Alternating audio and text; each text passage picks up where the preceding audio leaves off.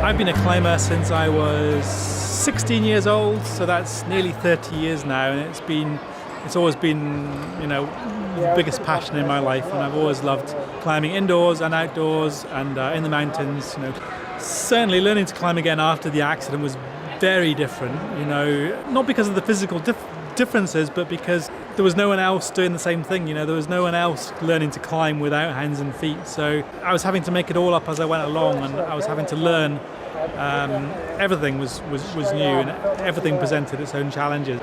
The recent surge in interest in paraclimbing competition has been amazing, because I've been a disabled climber now for 15 years, and there's hardly there's a few people doing it, but the few disabled people climbing, but to see it really taking off in a competitive top-end level is just amazing.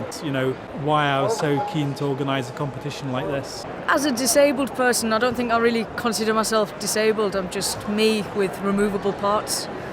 So it's a way of life. It's my lifestyle. It's what I do. I've climbed actually for on and off since probably was about 17, 18. I'd got introduced through school and carried on and just loved the outdoors and being climbing, but I stopped for when I got diagnosed with the MS because I'd had a number of attacks, and I just found that I wasn't enjoying it, couldn't climb as well as I used to, so I'm back into climbing.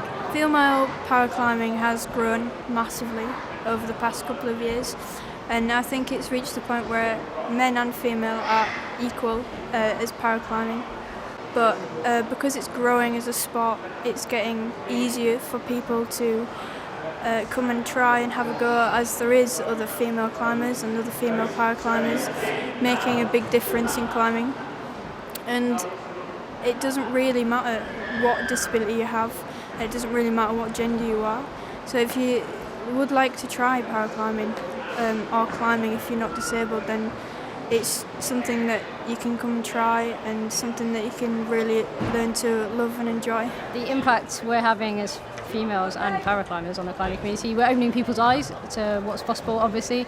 Well, physically and psychologically, I think a disabled person can gain in many ways from taking up climbing.